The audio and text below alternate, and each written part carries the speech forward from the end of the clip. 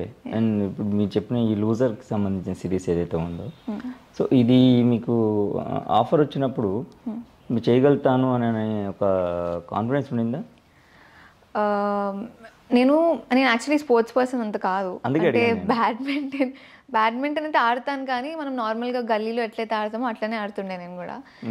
వీళ్ళు ఇది చేస్తాను క్యారెక్టర్ వైజ్ నాకు అంతా ఓకే, నేను చేయగలుగుతాను, డైరెక్టర్ చెప్తే చేస్తాను అనే కాన్ఫిడెన్స్ ఉండే. ఓన్లీ బ్యాడ్మింటన్ పార్ట్కి వచ్చేసరికి ఇప్పుడు స్పోర్ట్స్ అంటే దానికి మళ్ళీ మనం చాలా ప్రాక్టీస్ చేయాలి. ప్రాక్టీస్ చేశాక సెట్స్ మీద కూడా మనం దాన్ని న్యాచురల్గా ఒక ప్లేయర్ ఆడుతున్న ఫీలింగ్ రావాలి.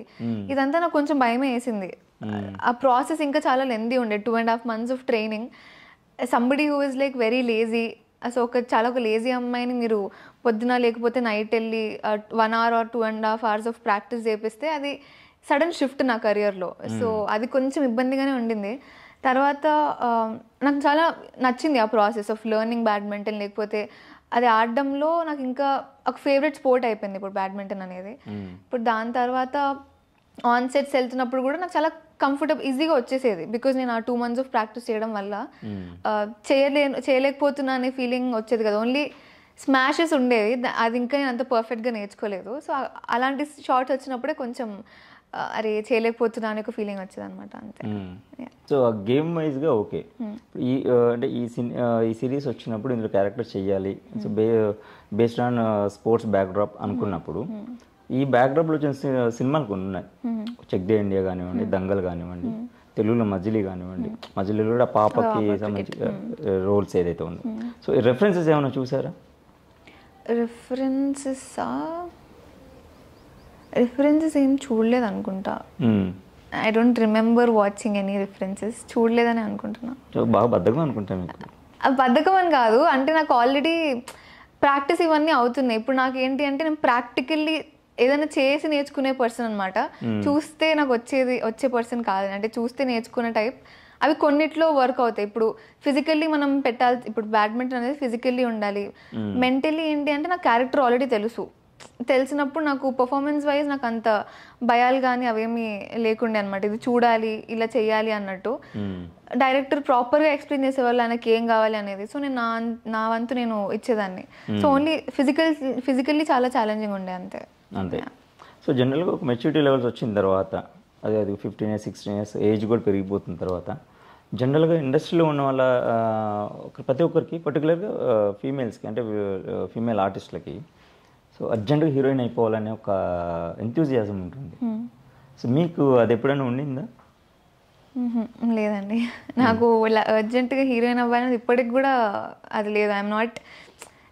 నేను అరే హీరోయిన్ అనడం కన్నా అరే మంచి యాక్టర్ రా తను, లేదా మంచి పర్ఫార్మర్ రా అని చెప్తేనే నేను ఇంకా హ్యాపీగా ఫీల్ అవుతాను. నాకు అలాంటి ట్యాగే ఇష్టం. ఇలా హీరోయిన్ అని చెప్పిన, ఇప్పుడు సెలబ్రిటీ అనే అంటారు బికాజ్ మనం ఇండస్ట్రీలో ఉన్నాం.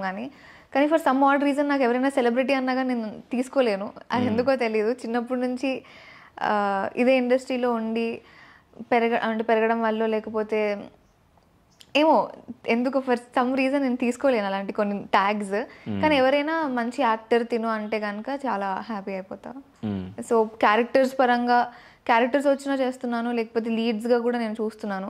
కానీ లీడ్స్గా చేసేటప్పుడు I'm just being so conscious అనమాట. అంటే చూస్ చేసుకునే స్క్రిప్ట్స్ వైజ్ కానివ్వండి, కొంచెం ఇది చేస్తే బెటర్ అన్నట్టు చాలా ఆలోచించే వెళ్తున్నాను. ఓకే. సో తెలుగులో కాకుండా మీ లాంగ్వేజ్ లేదని చేస్తున్నా, మలయాళం? లేదు, మలయాళంలో అంటే చేయాలని అయితే ఉంది. కానీ అదే మనకి కాంటాక్ట్స్ ఇవన్నీ చాలా ఇంపార్టెంట్ ఇప్పుడు ఇండస్ట్రీలో. కాంటాక్ట్స్ చాలా కష్టమైపోతుంది. So background Malayalam family background అయినా కూడా సో ఇక్కడ సెటిల్ అయిపోవడం మూలాన తెలుగు సినిమాలే వస్తున్నాయి. అంతే. అంటే తెలుగులో ఏంటంటే చిన్నప్పటి నుంచి చేయడం వల్ల అది కూడా కొంచెం ఈజీ ఉంది. అంటే ఆఫర్స్ రావడానికి కానీ, లేకపోతే సరే తిని ఉంది కదా ఇప్పుడు చేస్తుందో లేదో తెలుసుకుందాం అన్నట్టు చాలామంది వస్తున్నారు. కానీ మలయాళం ఇండస్ట్రీలో ఆబ్వియస్లీ నేను ఎవరో కూడా తెలియదు కాబట్టి ఇంకా తెలుగులో ఏదైనా నేను మంచిగా ఫిలిం చేసి అది డబ్ చేసిన తర్వాత if people get to know me, అప్పుడు మేబీ వస్తాయేమో. వాట్ అబౌట్ తికమక తాండా? అందులో మీరు మెయిన్ లీడ్. అవును. హీరోయిన్ అనుకోవచ్చు కదా? ఏమో, ఐ మీన్ అనేసుకోవచ్చు అంటే ప్రాబబ్లీ నాట్ ఎట్ అని అంటా నేను. అంటే లీడ్గానే చేశాను, కానీ అది ఎట్లా totally it is based on story only. అంటే హీరోయిన్కి ఎంత ఇంపార్టెన్స్ ఉంది లేదా హీరోకి ఎంత ఇంపార్టెన్స్ ఉంది అని చెప్పే ఒక క్యారెక్టర్ అని చెప్పే ఒక స్టోరీ కాదు, అది అన్ని క్యారెక్టర్స్కి ఇన్వాల్వ్ అయిన ఒక కథ కాబట్టి క్యారెక్టర్ ఓరియంటెడ్ లానే వేస్తాను నేను, అది ప్రాపర్ లీడ్గా అయితే నేను భావించాను.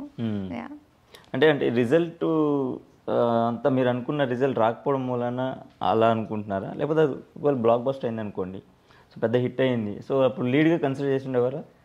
బ్లాక్ బస్టర్ అయినా I don't think so, I would have considered it as lead అని. ఎందుకంటే ఇప్పుడు ఆ సినిమా చూసుకున్నా కానీ క్యారెక్టర్ పరంగా నేను యాక్చువల్లీ అంతేం కనిపించను ఆ ఫిలింలో. స్టోరీ చాలా యూనిక్గా ఉంటుంది, స్క్రీన్ ప్లేలో అలా నడిచిపోతుంది కాబట్టి బ్లాక్ బస్టర్ అయినా కానీ ఒక క్యారెక్టర్ చేశాను అన్నట్టే ఉంటుంది అనుకుంటా. బికాజ్ ఇప్పుడు అది అయిపోయింది కాబట్టి ఐ డోంట్ నో, ఇప్పుడు దాన్ని బ్లాక్ బస్టర్ కూడా చేయలేము. So yeah, I think that is how it is. So జనరల్గా మనకి మన రోల్ నెరేట్ చేసినప్పుడు, క్యారెక్టర్ చెప్పినప్పుడు, సీన్స్ కానీ ఇవి చెప్పినప్పుడు, సో ఒక సెన్స్లో చెప్తారు, ఒక టెంపోలో చెప్తారు. ఆన్ స్క్రీన్కి వచ్చిన తర్వాత అది కొంచెం మారిపోతుంది ఆటోమేటిక్గా. అంటే బ్రెయిన్లో ఉన్నది పేపర్ మీదకి వచ్చినప్పుడు, పేపర్ మీద స్క్రీన్ మీదకి వచ్చినప్పుడు సో అది మారిపోతుంది. ఆ చేంజ్ ఓవర్స్ గ్యారంటీగా ఉండే 100% బ్రెయిన్లో ఉన్నది ఎగ్జిక్యూట్ అవ్వడం చాలా కష్టం. సో అలా మీ క్యారెక్టర్ ఎప్పుడైనా సరే చెప్పింది ఒకటి చేసింది ఒకటి, అలాంటి ఇంపాక్ట్ ఎప్పుడైనా పడింది? డెఫినెట్లీ పడ్డాయి. అంటే నేను ఏ క్యారెక్టర్ ఏ ఫిలిం అనేది I really don't want to reveal, కానీ ఐ థింక్ ప్రతి యాక్టర్ లైఫ్లో ఇది పక్కా ఉంటుంది. ఇప్పుడు చాలామంది చాలా ఈజీగా, ఇప్పుడు ఫర్ ఎగ్జాంపుల్ ఒక పెద్ద యాక్టర్ ఏదైనా సినిమా చేస్తే ఈయన ఎందుకు చేశారు అసలు ఈ సినిమా, స్క్రిప్ట్ సెలెక్ట్ చేసుకోవడం రాదా, అది ఇదని మాట్లాడేస్తూ ఉంటారు.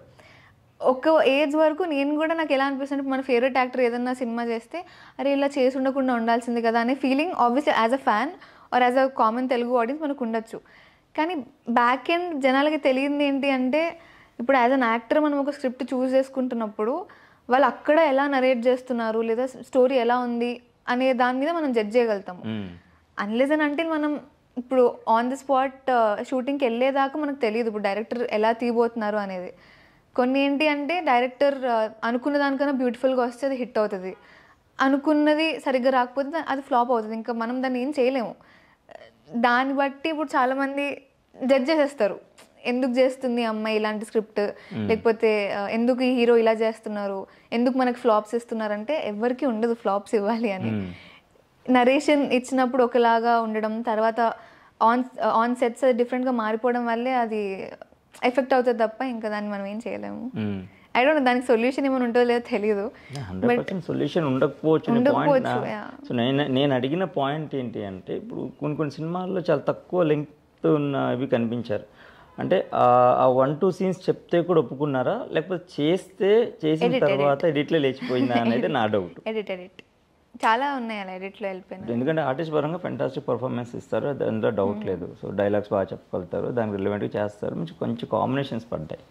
సో అయినా కూడా కొన్ని సినిమాలు అసలు ఇది మీరు ఇందాక చెప్పిన పాయింట్, ఈ సినిమా చేసి ఉండకపోతే బాగుండేది అమ్మాయి అనేది చాలా మందికి ఉంది అంటారు. నేను అందుకు అడిగాను ఆ పాయింట్. అంటే కొన్ని ఎడిట్లో వెళ్తాయి, కొన్ని ఫిల్మ్స్ ఏంటంటే అదే మనం అనుకున్నట్టు రావు. సో మోస్ట్లీ ఇవే ఈ 2 రీజన్సే ఉంటాయి. అంటే మనం చూస్ చేసుకోవడం, మన క్యారెక్టర్ అలా భలే ఉంది అని చెప్పి చూస్ చేసుకుంటాము, అది ఇంకా ఆన్ సెట్స్ వరకు తెలీదు. అంటే ఇంకొకటేమో ఎడిట్ అయ్యేదాకా కూడా తెలీదు ఎంత ఉంటుంది మనది, ఎంత పెడుతున్నారని. సో ఇంకా అదే ఇంకా డైరెక్టర్స్ కాల్, ఎడిటర్స్ కాల్, అదంతా ఫిలిం డ్యూరేషన్ ఇంతే ఉండాలి అన్నప్పుడు మేబీ ఈ సీన్స్ మేబీ అంత ఇంపార్టెంట్ కాదు అని వాళ్ళకి అనిపించినా, లేకపోతే అలా ఎడిటింగ్ అంతా బాధ వేస్తుంది. కానీ ఇంకా ఇట్స్ నార్మల్ ప్రాసెస్ ఇంకా ఇండస్ట్రీలో.